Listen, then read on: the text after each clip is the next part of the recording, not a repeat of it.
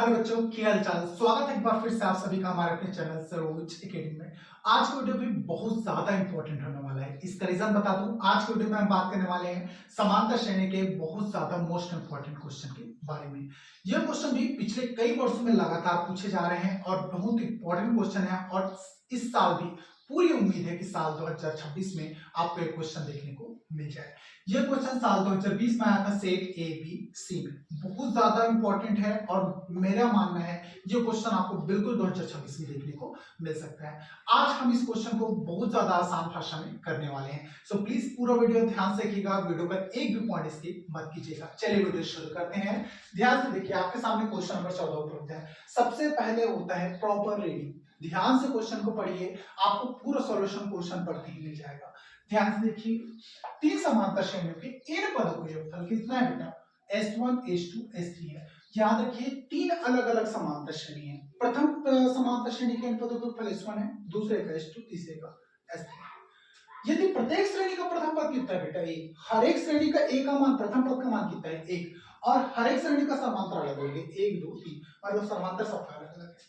तो सिद्ध कीजिए कि इतना बराबर इतना। बिल्कुल, ये दिया हुआ है दो पदों का योगफल, प्रथम पद और तीसरा पदों का योगफल। दूसरे पदों के योगफल का क्या है बेटा? दुगुना है। ये क्वेश्चन बोलता है। अब यहाँ पे चलिए बनाना शुरू करते हैं। ध्यान से देखिएगा, 2020 में आया है ना क्वेश्चन।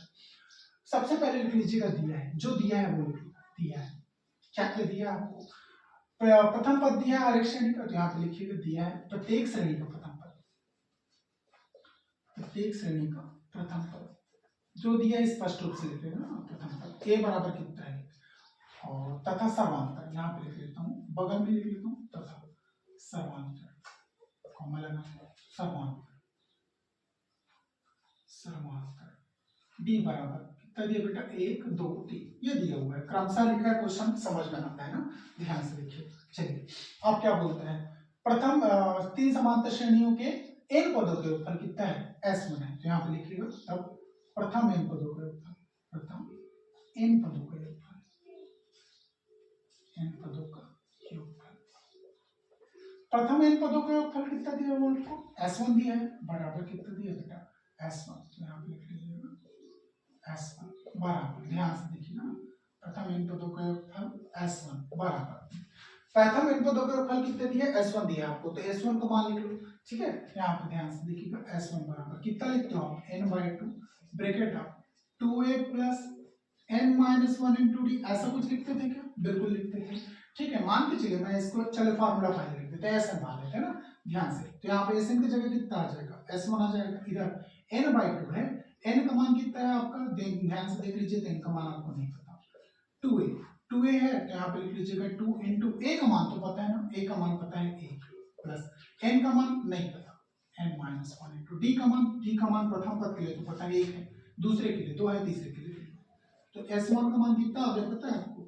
ये 2 1 का, ये 2 हो गया बेटा, प्लस ध्यान से देखते जाइएगा, अंदर n इंटू n-1 हो गया। चलिए, तो S1 का मान कितना हो गया आपका? यहाँ पे ध्यान से देखिएगा, ये n/2 है, ये 2a प्लस n-1 है ना।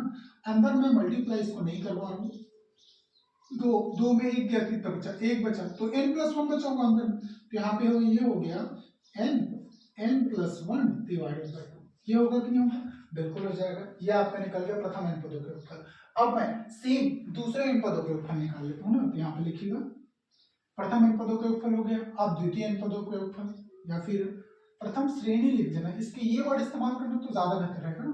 प्रथम श्रेणी के n पदों का योगफल। अब लिख सकता हूँ यहाँ पे तब द्वितीय श्रेणी के n पदों का योगफल, द्वितीय श्रेणी के n पदों का योगफल, n पदों का योगफल। ध्यान से देखिए। चलिए, द्वितीय श्रेणी बोला, अब फिर से Sn का फार्मूला लिख लो। आपको पता है नहीं Sn बराबर कितना होता है? n/2 bracket of 2a plus n-1 into D. यहाँ पे Sn की जगह कितना हो जाएगा? S2 हो जाएगा। क्यों भैया? यहाँ S1 के बाद S2 है कि नहीं है? पहले को S1 मान के चले, तो दूसरे को S2 दिया हुआ है क्वेश्चन में। यहाँ फिर से भाई पद तो a नहीं है ना, तो a नहीं पद लिख दो, ब्रैकेट 2 इंटू a का मान 1 है, सभी में है कि नहीं? देखिए, प्रत्येक श्रेणी का प्रथम पद 1 है ना, तो a का मान 1 रख दिया, प्लस n-1 इंटू d का मान बताओ मेरे को। भैया पहले श्रेणी के लिए d 1 था, दूसरे के लिए कितना है? 2 है, तो यहाँ पे लिखिएगा 2 चलिए तो S2 बराबर कितना हो गया आपका n/2, ये कितना हो गया बेटा 2 1 कम 2 प्लस 2 का अंदर गुणा कर दो 2n - 2 हो गया कि नहीं हो गया 2 × n 2n और ये माइनस कर दो, ये 2 से ये 2 कट गया, अंदर में क्या क्या बचा S2 बराबर यहाँ पे बचा आपका 2 n का वर्ग डिवाइडेड बाय 2, 2 से 2 भी कट गया तो S2 हो गया आपका n का वर्ग, हुआ कि नहीं हुआ? बिल्कुल, ये चीजें आपको ध्यान में रखना था ना। S1 निकल गया आपका, S2 निकल गया। चलिए अब निकालते हैं, हम किसकी बारी है, S3 निकालना है ना। तो यहाँ पे बगल में इसको इस तरह से लिख देते हैं। प्रथम n पदों का योगफल निकल गया, द्वितीय n पदों का योगफल निकल गया। अब बात किसका करना है, तृतीय n पदों का योगफल। यहाँ पे लिखिएगा तृतीय n पदों का योगफल, तृतीय श्रेणी के n पदों का योगफल।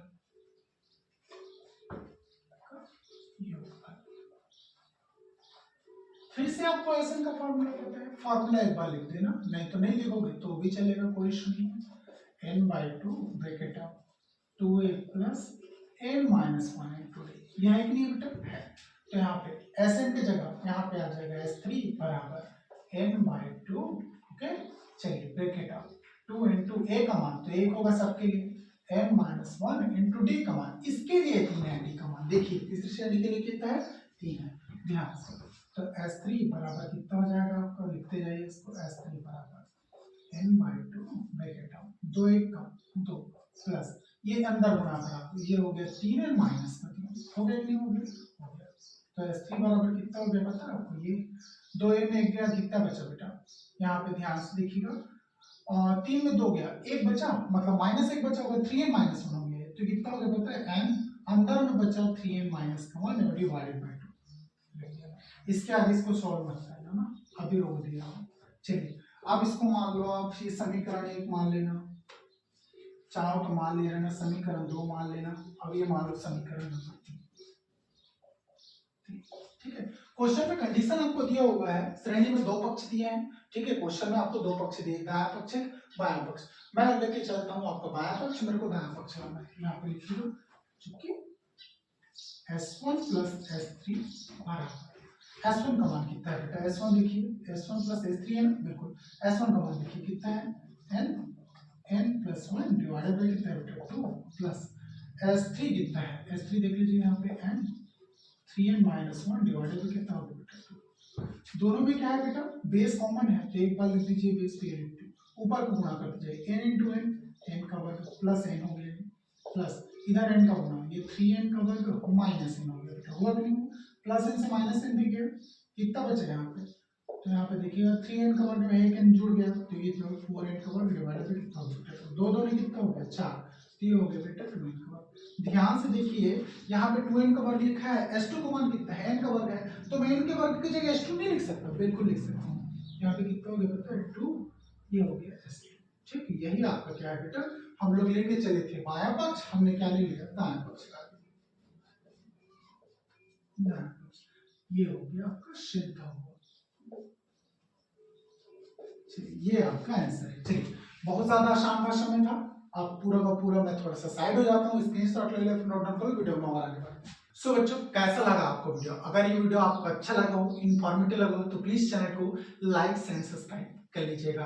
अगर आप इसको फेसबुक या फिर ट्विटर हैंडल से देख रहे हो या फिर इंस्टाग्राम से देख रहे हो, तो आपको बायो में लिंक मिल जाएगा, अगर आप इंस्टाग्राम से देख रहे हो, फेसबुक में आपको डायरेक्ट यूट्यूब का लिंक मिल जाएगा। ऐसी इंपॉर्टेंट वीडियोस को पाने के लिए प्लीज हमें फॉलो कर लीजिएगा, चैनल को लाइक एंड सब्सक्राइब कर लीजिएगा, हम आपको लगातार ऐसे ही बेहतरीन कंटेंट प्रोवाइड करते रहेंगे। चलिए मिलते हैं नेक्स्ट वीडियो में ऐसी इंपॉर्टेंट इन्फॉर्मेशन के साथ।